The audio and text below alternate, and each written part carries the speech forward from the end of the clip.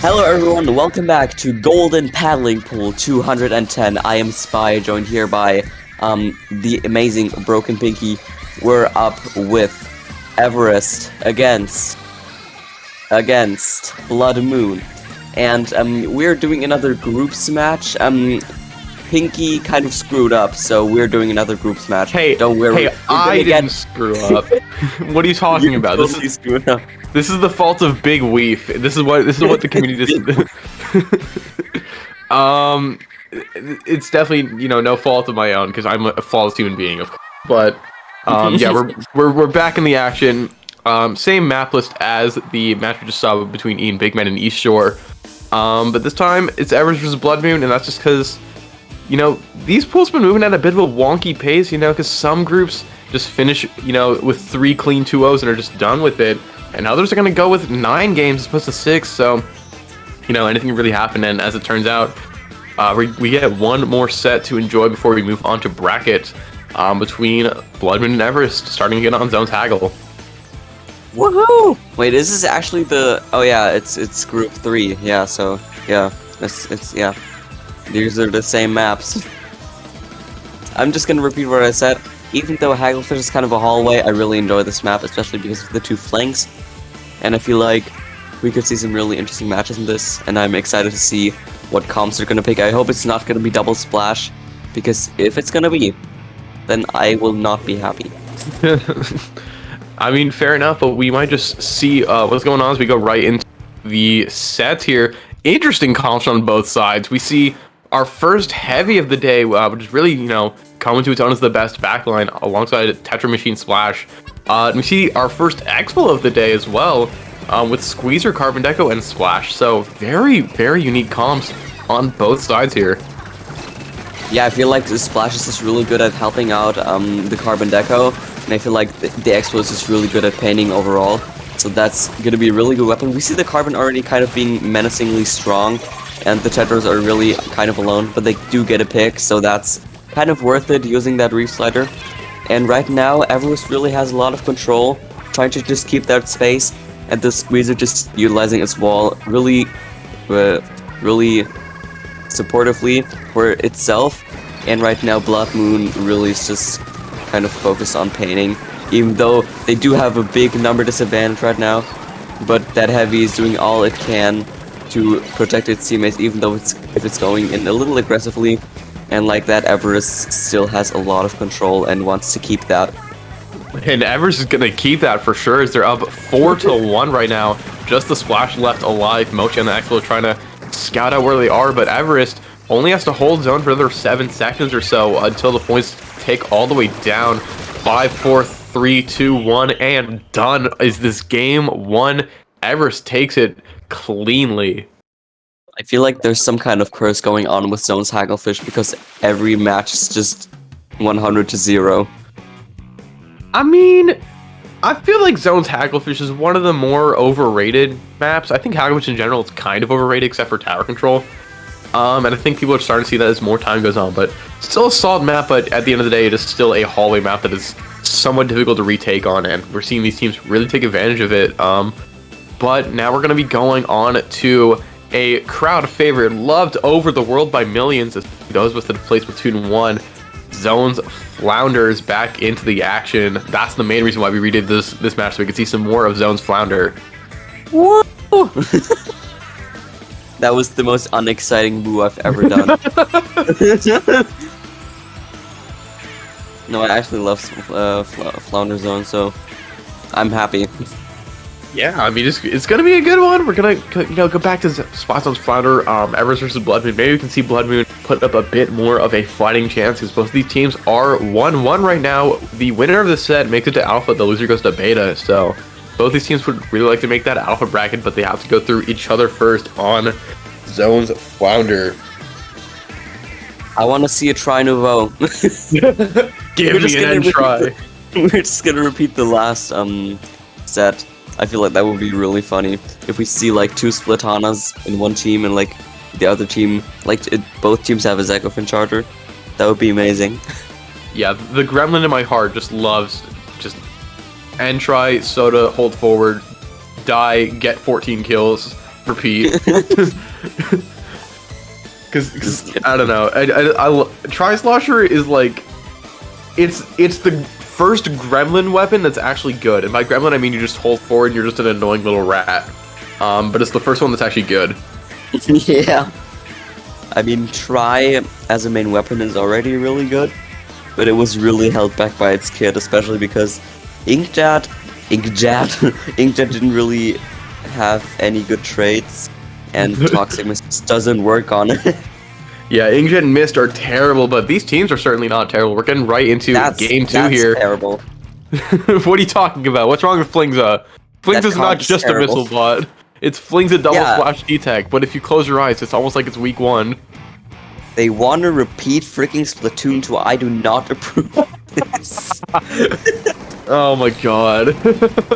But Everest, has that X-Flow once again, which is just such a demon on this map. You can just paint zone from so many angles. Even, from the roof you can, but if you take advantage of how you can hit zone from street, that's where X-Flow really starts to become annoying on this map. I feel like X-Flow is just annoying on its own, but Bloodmoon is really on a tight situation. They're really being forced out, and that X-Flow, utilizing its range very well, gets that Splash-O-Matic, and like that, the T-Tech just kind of decides to flank, but it's really not up to its liking as it gets picked down. And like that, Everest tries to continue to get their counter down to maybe 100 to 0 this as well, which would be really outrageous since we've had this before. This set might go by so fast we're gonna get another groups round 3 match on the stream. Please no. I don't want you messing up again. Make another liar out of me. Hey, it wasn't me, it was Weave, remember? Talk to me. Regardless though, Everest has such a dominant control right now, and Bloodmoon is really, staggered trying to push back in. It doesn't really feel like they're able to push together as a team. Starting to move forward a little bit, but that T-Tech goes down early, and that could spell doom for Bloodmoon here. Everest just has so much control. And Bloodmoon's just kind of going in one by one, hoping and living on a prayer that they can get some control. Flingza gets 1 kill, trying to find another as they have control now, but the problem is you have to get all the way to the other one, and Everest still alive and well, still behind them, still getting kills, so it's gonna be rough, but Bloodmoon actually gets the control here. Yeah, and the Flingza is just really getting into aggressive mode right there, just because they were really in a bad situation, so the Flingza just had to kind of fight, and that worked out really well for Bloodmoon, because we're not gonna get a 100 to 0 KO. That's kind of funny, but I feel honored to be commentating this now. Yeah, Everest, not able to, wipe the floor with them as easily as, they might have thought, but Bloodmoon still still trying to fight to the bitter end, but Everest still has a good amount of, control and presence, but looks like Bloodmoon is the one that has more map control here. They're trying to move on to the other zone, and they are able to get the cap, and they are able to get through that penalty of theirs, starting to make a push of their own, but Everest is going to stop them at every turn unless Bloodmoon gets a wipeout here. And I feel like the Flingza roller just kind of fighting is something that they should have done beforehand, and I feel like if that would have happened, then Everest wouldn't be in such a dominating position. Right now they're kind of scattered, and the counter is running down for Bloodmoon, but it seems like they'll be taking back the control, especially with that beautiful Trizuka shot just right there. That was really cool. Yeah, but look at how fast Everest pushed in. They got the Trizuka, and immediately 3 players rushed over to the other zone to get that cap, and Everest got that cap. Aggressively pushing forward is just so needed in this game, and Everest is able to do just that. Bloodmoon kind of struggling here. T-Tech trying to take on this crab, but it's going to get forced out. Is able to get a trade with the Explo though, which is very nice, and the crab tank goes down as well on the side of Everest. Bloodmoon still has a lot of life left in them, but Everest not going to, just stay lying down. They have this carbon shark and gets a few kills but gets taken out themselves, and Everest has the numbers advantage right now. They just make, they just have to start moving forward and converting it into actual map control. Yeah, we see the Fleas just kind of wanting to use their long range to their advantage, but right now the Explo is just kind of being more into that, But right now, Bloodmoon actually has some good control, and we see that Crab Tank just getting them more space and actually getting a pick too. And Bloodmoon's just really campy right now, I feel like. But that Carbon kind of punishes that campiness. And we only have 30 seconds left on the clock, so Bloodmoon does really need to keep this, you know, control if they want to keep up in the alpha bracket, you know? And yeah, but just Everest, like that, Everest is kind of feeding running right out now. of time. Yeah, Everest running out of time. They only have 2 players left. They only have, you know, 10 seconds left in the game, but Bloodmoon is gonna get this lead, and Everest can't make it back to the zone in time. They have to get the cap here, and they're not able to do it. Bloodmoon comes out of nowhere after being dominated in game 1 for most of game 2, is able to get the run back, and for the first time on the stream, we're going to a game 3. Wait, really? Yeah, it's the first time. Oh my god. We've had a lot of 2-0s here, ladies and gents. I really didn't even notice that. But that's cool, I guess. We can actually commentate 3 matches now. I mean, it was funny because, like, that one set was actually Zone's Undertow. So, I don't know. I like Zone's Undertow. I'm, like, one of the 3 people that actually likes Zone's Undertow. I like Undertow, I don't like it on zones. I like it. It's I think bad on zones. I think Undertow on Rainmaker and Tower is a pretty solid map because the mid is fun, but it's not great. Yeah. Like, objectively, Zone's Undertow is bad, but I actually like it. Speaking of objectively bad, but some people like it, we're going to be going on to Game 3 on the Zone's Brinewater here. Final Frontier, both these teams are 1-1 in game count and set count. The winner's going to make it to Alpha, the loser goes on to Beta, so a lot on the line here for this final game of the set. You think we might see some comp changes compared to what we just saw? Hopefully not double splash and Flingza. I don't know, it just seems kind of cheesy. But I don't know, maybe backline. I feel like backlines are just really good on Brinewater. But I don't really know what to expect here. Maybe they'll stick to their comps. But I don't know. We'll just have to see. I think for sure we're going to see at least some sort of backline on one of these teams. And not X-Blow, I mean like a Charger or another or Heavy. Just because those are so good on Brinewater. Just in general, it just locks down so much space because there's basically no cover other than one block in zone. I think it's one of the 2 inkable walls on the entire map, the other one being in your spawn. So that is kind of sad. It's very Nintendo, sad. please make walls paintable. Yeah, remember Flounder Heights? Remember how there's people that like that stage because it's a good stage? Make more stages like it, please. Yeah, true. Don't make hallways. Don't make Tetris blocks. Please. Leave the Tetris to Tetris. Leave the tiebreaker to this match, though, between Everest and Bloodmoon here. Getting into this final game, it seems that Bloodmoon's going to be sticking with what's been working, or what worked for them. Everest changing things up a good bit themselves, though. X-Blow, Squeezer, 52 Gal, and Splash. So it's going to be interesting. We're going into this game 3, but Bloodmoon has those Tetris once again. It's going to be, let's see how they make use of them. Everest is just starting out really aggressively and utilizing that crab. Yeah, Everest and starting off aggressively using that crab tank. But Bloodmoon's able to get back into the swing of things here. Tetris trying to take some fights in mid, but it's a very awkward comp in my opinion, having both Tetris and Flings on. I guess this Flingza is going to be trying to play a bit more aggressively to keep up, but Tetris gets a kill with the Reef Slider, starting to move in and threading the X-Blow here. And right now, Bloodmoon has control of that zone. It is fleeting, but Tetris are able to get another trade before they go out. Yeah, and right now, Everest doesn't really seem to have that much control, and Bloodmoon does kind of dictate this right now, as we see the Crab Tank just kind of forcing out the other Crab Tank, but getting picked off by the beautiful Trezuka, by that Weezer, and it's just fighting the Tetras, and they're just kind of backing out. So now the Tetras do get some freedom of space, and just like that, Everest does get the lead, but is actually wiped out now. Yeah, you can hardly call that a lead because Bloodmoon got the wipe out there and they're moving up quickly onto the enemy ramp, just trying to get a lot of control, and just like that, Bloodmoon has the lead right back. And Everest, 2 of them get taken down by 1 Reef Slider. very rare occurrence. Glad we got to catch it on the stream, but Bloodmoon has a lot of control right now, and they've really bounced back since the beginning of that second game here in the set. Has such a strong control right now, but the Tetris are going to go down. This could lead to a domino effect as Everest starts to move back into the zone. It's being contested, and it's going to be capped.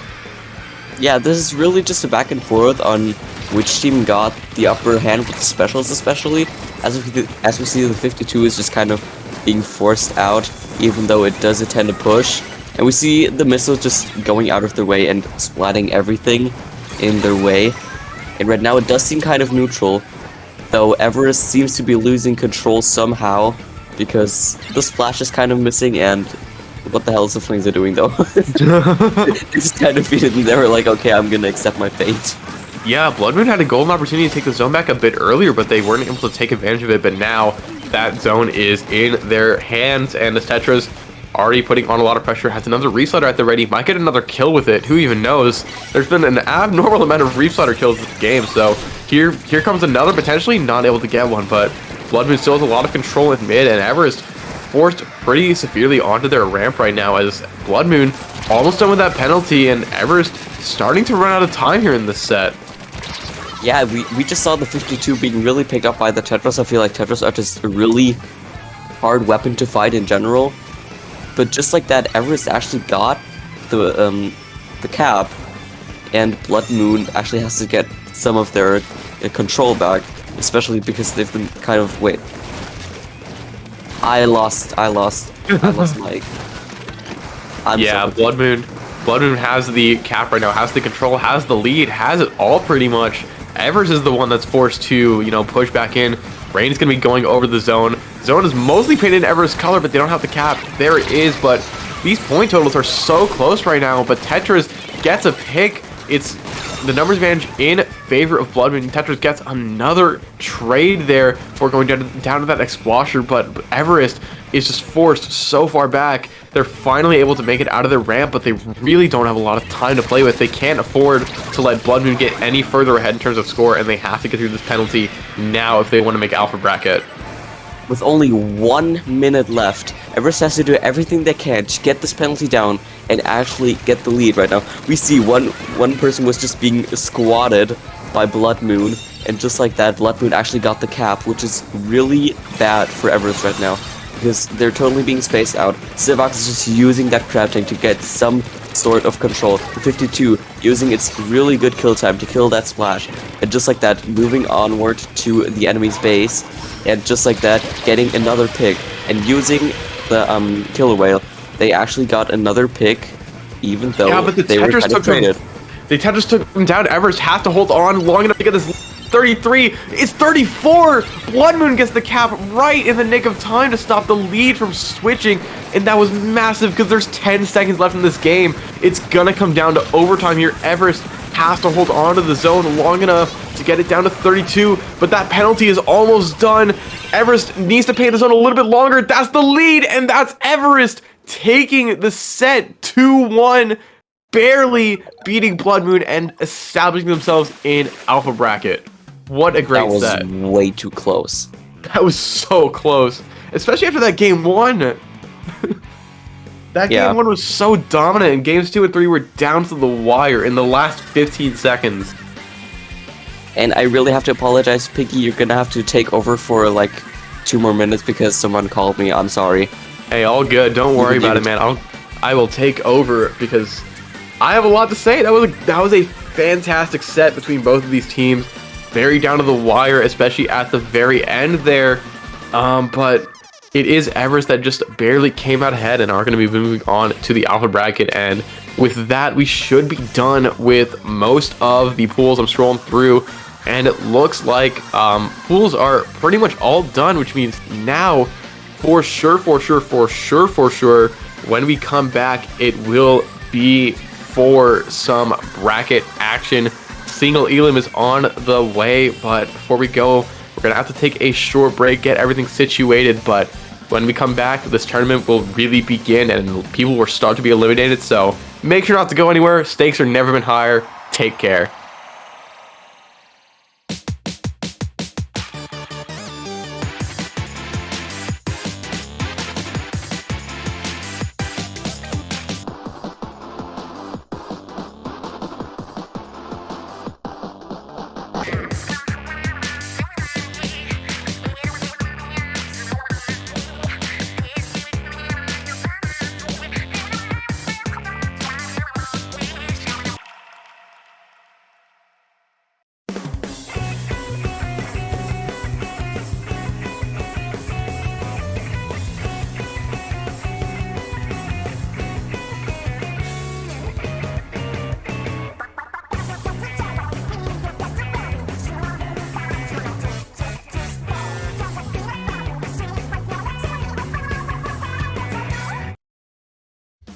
Splatoon Stronghold, a stronghold for competitive Splatoon, providing resources to long-timers and newcomers alike. If you're new to the competitive scene or still figuring out how to join, we have a getting started guide and plenty of other resources to help you in your journey. If you are a seasoned veteran, we still have plenty to offer. You can find and join tournaments as well as participate in our Captain Forum and find free agents and teams. Our mission is to make competitive Splatoon easily accessible to everyone. So what are you waiting for? Join the Splatoon Stronghold today!